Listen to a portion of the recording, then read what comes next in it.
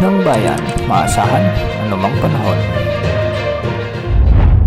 Magandang araw po sa ating lahat. Narito lang pinakuling update sa magiging lagay ng ating panahon sa araw na ito at sa mga susunod na araw sa binabantayan nating mga bagyo sa loob at labas ng ating area of responsibility. Lumakas pa ang bagyong Tino habang ito ay papalapit na sa border ng ating area of responsibility. Huli itong namatan sa layong 315 kilometers kanluran ng Coron, Palawan o 350 kilometers hilagang silangan ng Pag-asa Island sa Kalayaan, Palawan. Taglay na ng bagyo ang lakas ng hangin na maabot sa 140 kilometers per hour malapit sa gitna at pagbugsong maabot sa 170 kilometers per hour. Kumikilos ito ngayon ng pakanluran hilagang kanluran sa bilis na 30 kilometers per hour. Ngayong gabi o mamayang madaling araw ay inaasang makakalabas na ang bagyong Tino sa ating area of responsibility habang ito ay patuloy na kumikilos ng pakanluran hilagang kanluran patungo sa West Philippine Sea. Inaasang lalakas pa ito sa susunod na 12 oras at posibleng maabot pa nito ang kanyang peak intensity habang ito ay nasa karagatan o nasa West Philippine Sea. Wala na itong magiging direktang epekto sa anumang bahagi ng ating bansa simula bukas ng umaga. Samantala, ngayong araw dahil pa rin sa bagyong Tino makakaranas pa rin ng masungit na panahon ang Kalayaan Islands na kung saan mas malapit ang sentro ng bagyong ito sa mga susunod na oras. May mga pag-ulan at pagbugso ng hangin pa rin na dulot ng bagyong Tino ang mararanasan sa Occidental Mindoro at nalalabing bahagi ng Palawan.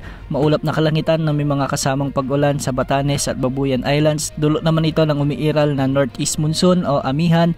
Samantalang trough ng bagyong Tino ang magdadala pa rin ng maulap na papawirin na may mga kalat-kalat na pagulan at thunderstorms sa Metro Manila, Cordillera Administrative Region, Ilocos Region, Central Luzon, Calabarzon, Western Visayas, Negros Island Region, Zamboanga Peninsula, ang nalalabing bahagi ng Cagayan Valley, ang nalalabing bahagi ng Mimaropa sa may Basilan kasama na ang Tawi-Tawi. Pinag-iingat natin ang mga lugar na ito sa banta ng mga pagbaha at pagguho ng lupa. Samantala, sa nalalabing bahagi ng ating bansa ay asahan naman ang bahagyang maulap hanggang sa maulap na kalangitan na may mga tsansa ng mga isolated rain showers and thunderstorms. Dulot ito ng mga umiiral na localized thunderstorms. Samantala, patuloy naman nating minomonitor ang nagbabantang potensyal na super typhoon na posibleng pumasok sa ating area of responsibility sa mga susunod na araw. Base sa pinakahuling update ng Pag-asa, huli itong namataan sa layong 1,800 kilometers silangan ng northeastern Mindanao at kung mapapansin natin sa ating satellite animations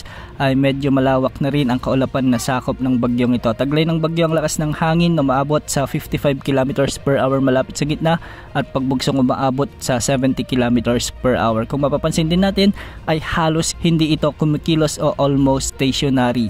Base sa inilabas ng Pag-asa na forecast track nito, bukas ay inaasahang lalakas na ito o mamayang gabi inaasahang lalakas na ito bilang tropical storm category at bukas posibleng maabot na rin niya ang severe tropical storm category. Pagsapit naman ng Biyernes, mas lalakas pa ito bilang typhoon category at mag-undergo ito ng rapid intensification bago ito makapasok sa ating area of responsibility sa araw ng Sabado o di naman ay gabi ng Biyernes. Posibleng maabot ng bagyo ang super typhoon category bago ito makapasok sa ating PAR at mapapanatili nito ang kanyang lakas bilang super typhoon hanggang sa mga kasunod na araw. Sa araw ng Lunes, posibleng tumama na ang sentro ng bagyong ito sa may Northern Luzon, particular sa may Isabela at Aurora area bilang isang malakas na bagyo. Base sa inilabas ng Pag-asa na forecast intensity forecast, posibleng maabot ng bagyo ang peak intensity na maabot sa 195 kilometers per hour. Sa paglandfall naman nito sa kalupaan,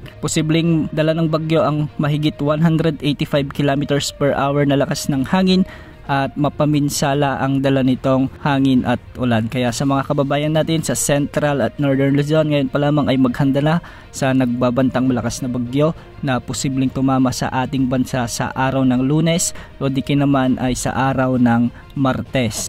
Tabayan na ng mga susunod na updates ukol sa potential na super typhoon na papasok sa ating PAR sa mga susunod na araw at tatawagin natin sa local name na Uwan. Yan muna ang latest sa lagi ng panahon. Ito po ang weather update ng bayan, maasahan anumang panahon.